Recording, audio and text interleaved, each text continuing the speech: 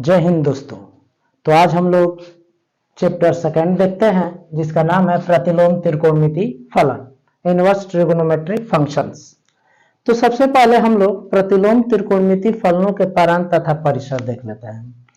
तो पहला प्रतिलोम त्रिकोणमिति फलन है साइन इनवर्स एक्स। इसका पारांत होता है -1 और 1, क्लोज्ड इंटरवल -1 से 1, और मुख्य मान शाखा होता है -π/2 से π/2 तक। उसी तरह से cos इनवर्स x, इसका होता है पारांत -1 से 1, मुख्य मान शाखा होता है 0 से π। tan इनवर्स x का पारांत होता है r, और मुख्य मान शाखा होता है ओपन इंटरवल -π/2 से π/2।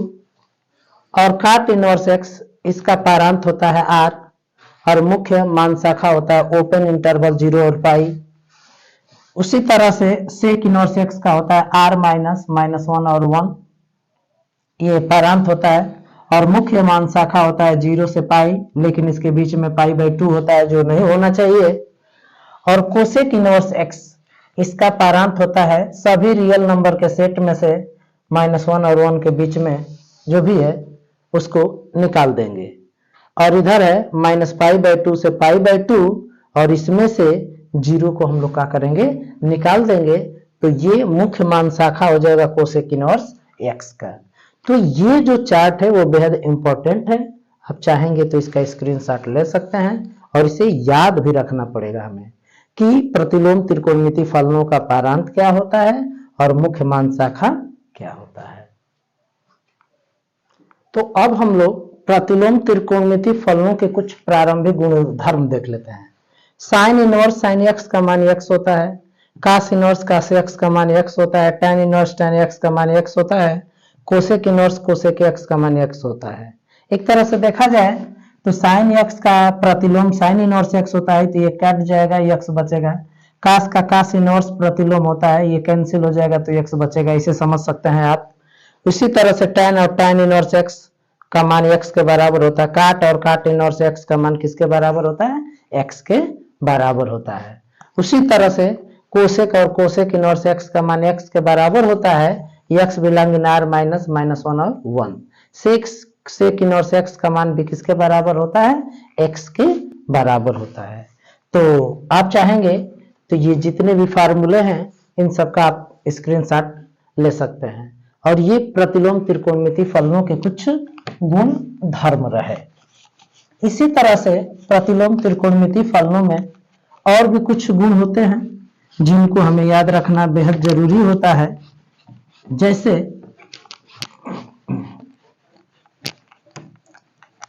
जैसे आप समझ लीजिए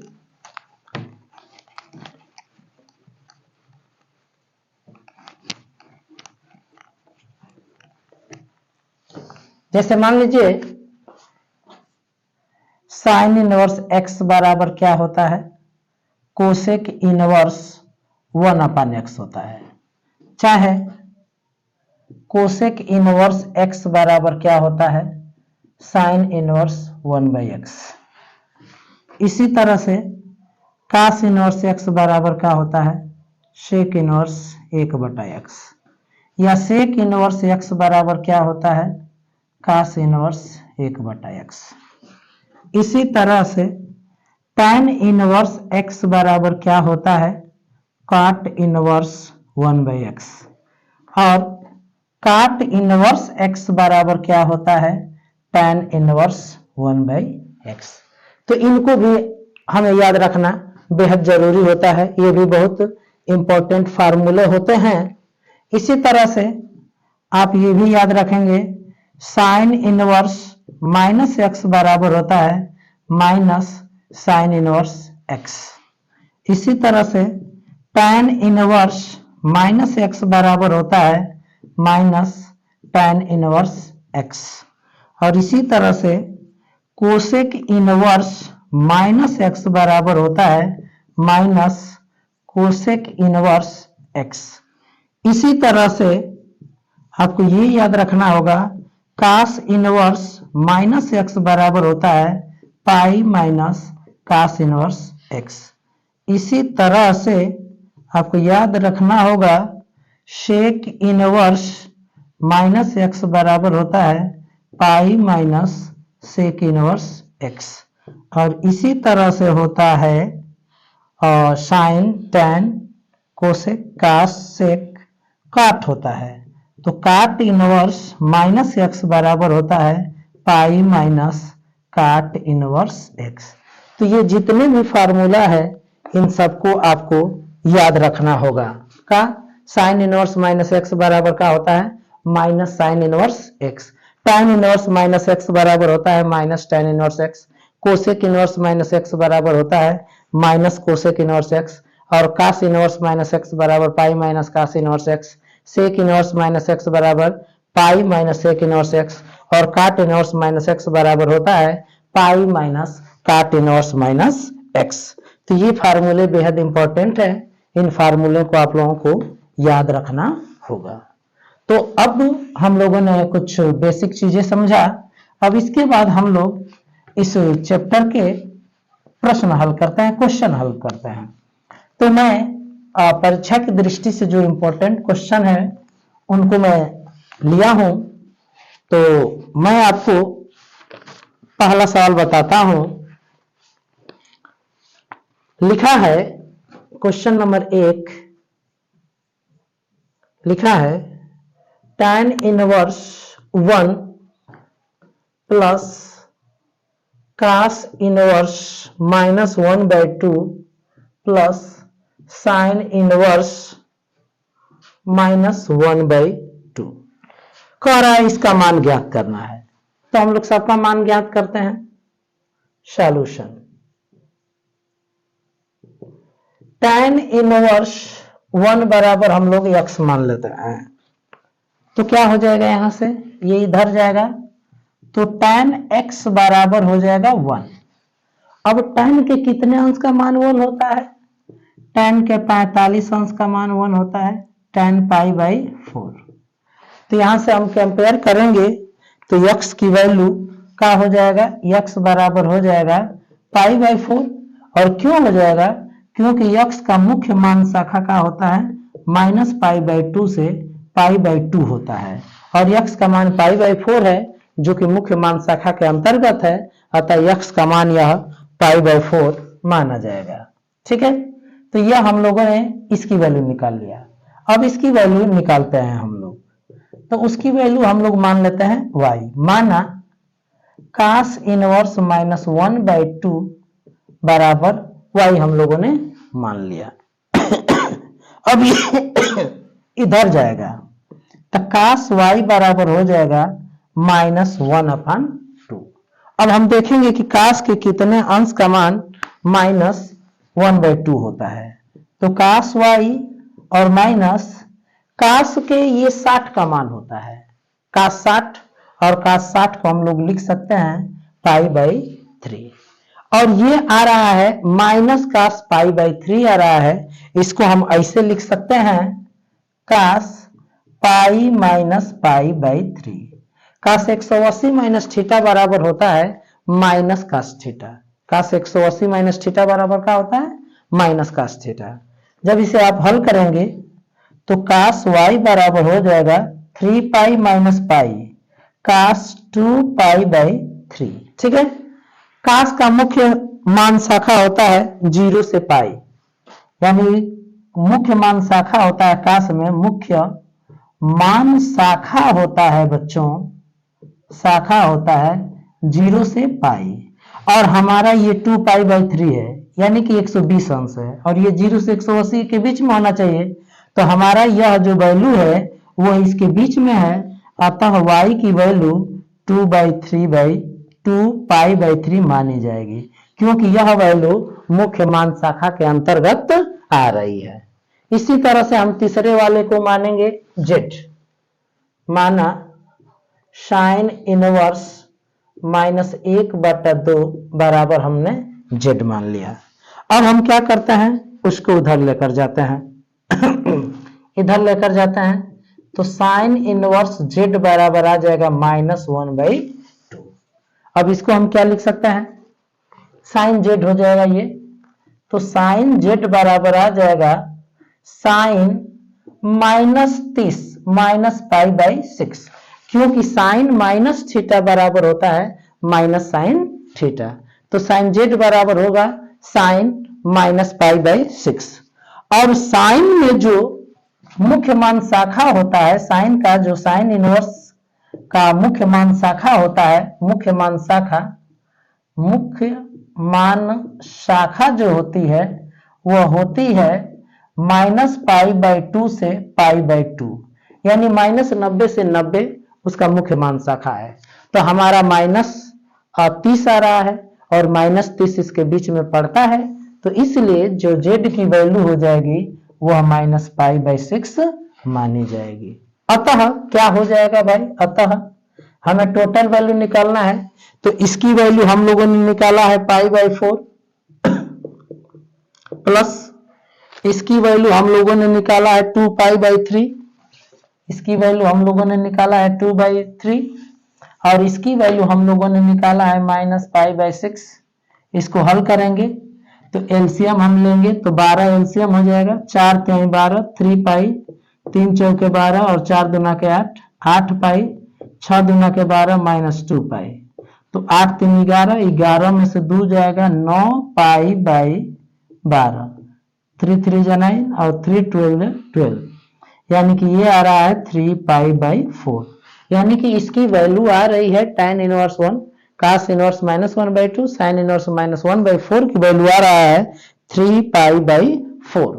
तो इस तरह के सवालों में यदि हमें हल करना है तो हमें मुख्य मान शाखा याद रखना होगा और मुख्य मान शाखा के अनुसार ही हम लोग इस तरह के सवालों को हल करते हैं।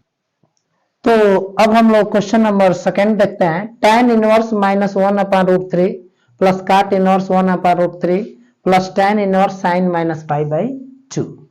तो हम लोग बारी बारी से हल करते हैं, सॉल्व करते हैं इसको। पहले इसको हम लोग सॉल्व करते हैं। tan इनवर्स -1/√3, इसकी वैल्यू को हम लोग x मानते हैं।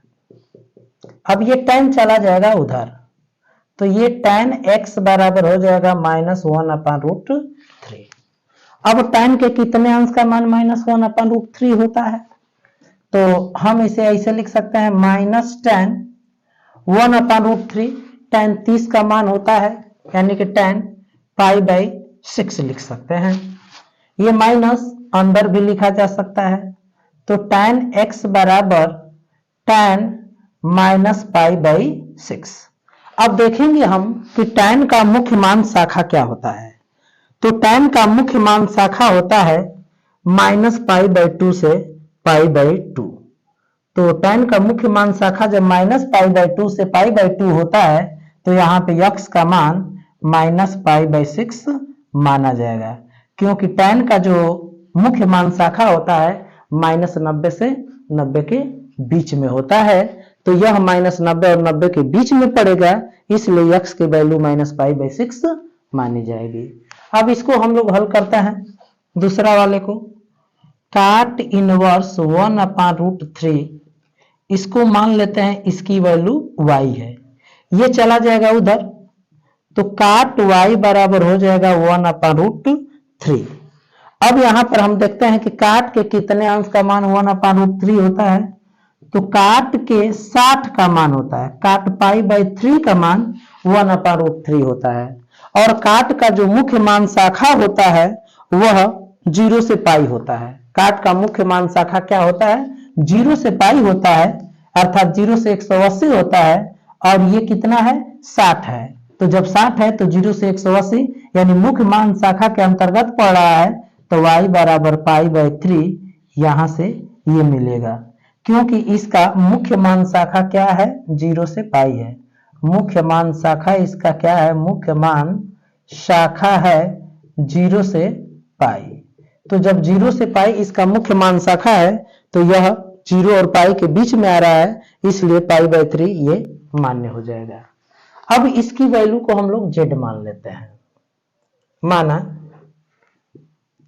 माना z बराबर tan इनवर्स साइन -पाई/2 बराबर हम लोग z मान लेते हैं। अब ये tan इनवर्स उधर चला जाएगा, जब tan इनवर्स उधर चला जाएगा तो क्या हो जाएगा, tan z हो जाएगा, tan z, और साइन -90 बराबर हो जाएगा -sin90 π/2, और sin90 का मान क्या होता है, -1 होता है। अब tan -1 हो गया तो आप इसे लिख सकते हैं tan z बराबर -tan π/4। अब माइनस को अंदर भी लिखा जा सकता है, tan -π/4। अब tan का मुख्य मान शाखा क्या होता है, तो tan का मुख्य मान शाखा -π/2 से π/2 होता है, और -π/4 जो है मुख्य मान शाखा के अंतर्गत है, तो z बराबर हम लोग मानेंगे -π/4, क्योंकि tan का जो मुख्य मान शाखा है वह क्या होता है, -π/2 से π/2 होता है, और -π/4 मुख्य मान शाखा के अंतर्गत है। तो इसकी वैल्यू x है, इसकी वैल्यू y है, इसकी वैल्यू z है। अतः हम क्या करेंगे, तीनों वैल्युओं को जोड़ देंगे।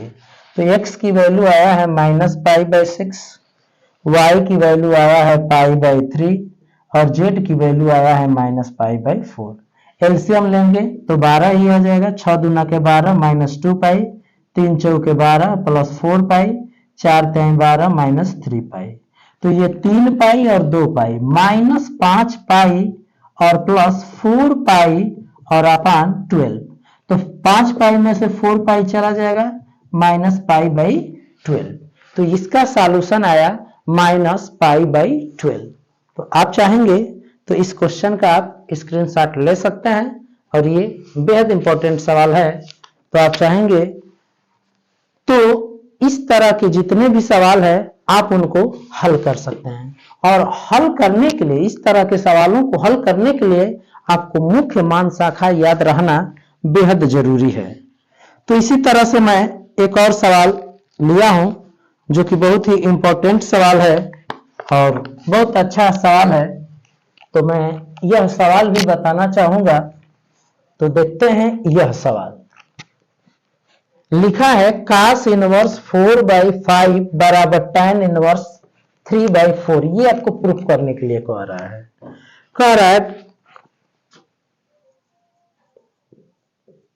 रहा है, ये कि सिद्ध कीजिए, आपको प्रूफ करना है कि cos इनवर्स 4/3 4/5 और इक्वल टू tan इनवर्स 3/4।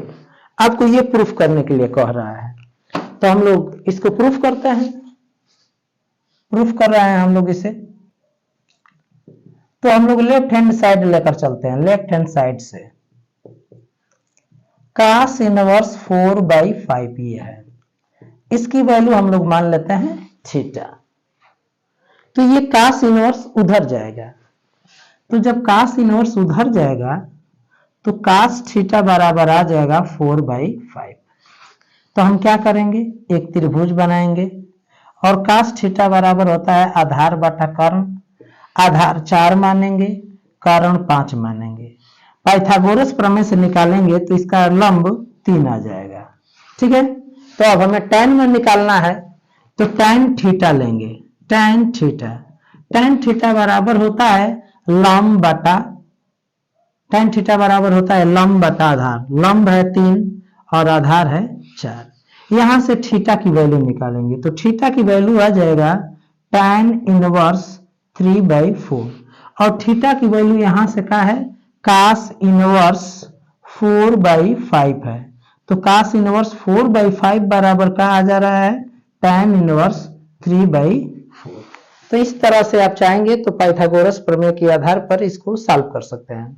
तो हमने क्या किया कि लेफ्ट हैंड साइड लिया, cos इनवर्स 4/5 बराबर हमने थीटा माना, तो ये इधर चला जाएगा, तो cos थीटा बराबर 4/5 होगा, और cos थीटा बराबर हम लोग जानते हैं कि आधार बटा कर्ण होता है। तो इसका आधार 4 हो जाएगा और कर्ण 5। हमने लंब निकाल लिया पाइथागोरस प्रमेय से, तो कर्ण का स्क्वायर कर्णी में माइनस लंब आधार का स्क्वायर, तो 25 में से 16 जाएगा 9, 9 का वर्गमूल 3। तो tan थीटा बराबर होता है लंब बटा आधार 3/4। तो थीटा बराबर ये इधर जाएगा, तो tan इनवर्स 3/4, और थीटा की वैल्यू ये हो जाएगी, तो थीटा की वैल्यू cos इनवर्स 4/5 बराबर tan इनवर्स 3/4। तो अगला क्वेश्चन हम लोग लेते हैं जो कि बहुत ही इंपॉर्टेंट क्वेश्चन है। क्वेश्चन नंबर 4 हम लोग लेकर चलते हैं।